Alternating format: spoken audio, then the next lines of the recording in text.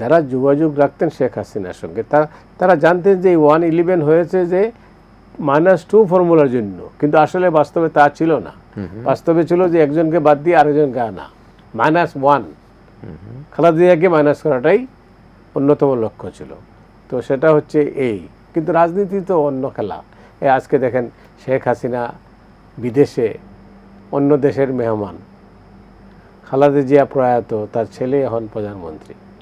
রাজনীতি খেলা, এটা কখন কি হয় এটা আল্লাহ তাআলা ছাড়া কেউ বলতে পারবে না। এই যে -2 ফর্মুলার যে প্রসঙ্গ আসছে, তখন কিন্তু বোঝা যাচ্ছিল না, কিন্তু পরবর্তীতে দেশবাসী পরিষ্কার হয়েছে আসলে এখানে -1 ফর্মুলারই একটা ফর্মুলা নিয়ে আগানো ছিল, যেখানে সেনাশাসিত তত্ত্বাবধায়ক সরকারের এখানে ব্যাকিং ছিল।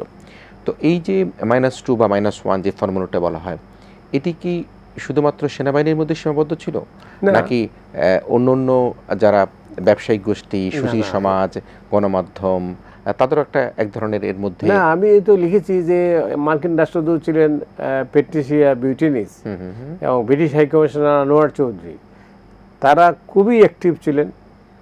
তারা ওই কীভাবে ইলেকশনটা হবে, কীভাবে মানে হবে না, আর কি কি আনা উচিত, 111 কেন, এই সব প্রেক্ষাপটে তারা জড়িত ছিলেন। এটা পরিষ্কার, কাজে সবাই জানতো, ওই সময়টা পরিষ্কার ছিল। আনোয়ার চৌধুরী প্রতিদিনই কথা বলতেন। যাই হোক, নির্বাচনটা যেটা ছিল যে আসলে -2 জায়গায় -1ই ছিল মূল উদ্দেশ্য। কারণ বিএনপির জমানায় 63টা জেলায় বোমা হামলা হলো, তারপরে বিএনপির ভুল সিদ্ধান্তও ছিল। সিদ্ধান্ত ছিল এইরকম যে তারা বিচারকের মানে বয়স বাড়ালেন, এটাও একটা সন্দেহের কারণ তৈরি হলো। মানে বিচারপতি কে এম হাসানকে নিয়ে সন্দেহ করা হলো, তাকে বসানো হইতেছে, যদিও তিনি রাজি হইলেন না পরে। কারণ আমি মনে করি যে কে এম হাসানকে দিলে পরে বাংলাদেশে একটা ভালো নির্বাচন হতো, কারণ তিনি খুবই ভালো মানুষ এবং খুব সৎ মানুষ। তার বিরুদ্ধে তার সমালোচনা হয়েছে তাকে নিয়ে বসানোর কারণে, বা বসাতে চান বলে, কিন্তু তার কোনো অ্যাক্টিভিটিস তাকে কোনোদিন কেউ সমালোচনা করতে পারেনি, আদালতেও না, ব্যক্তি পর্যায়েও না।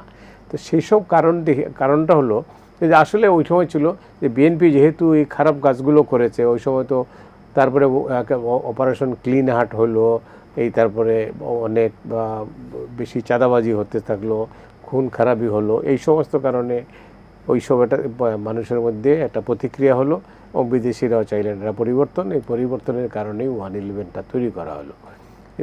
111 তৈরি করে তারা যারা এর সঙ্গে যুক্ত ছিলেন তারা কিন্তু অনেক বেনিফিশিয়ারি হয়েছেন।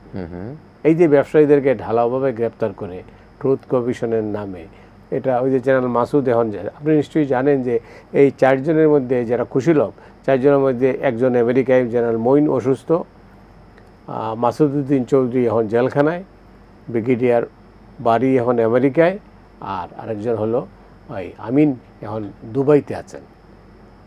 তো দেশে তো কেউই থাকেন নাই, মানে দেশে থাকতেও পারেন নাই, কী অবস্থাটা। এর মধ্যে মাসুদউদ্দিন চৌধুরীকে তো অস্ট্রেলিয়া হাই কমিশনার করা হয়েছিল। তারপরে নানাভাবে তিনি ব্যবসা বাণিজ্যের সঙ্গে যুক্ত হয়ে এখানে আবার জাতীয় পার্টি টিকেটের নোয়াখালী থেকে এমপিও হয়েছিলেন।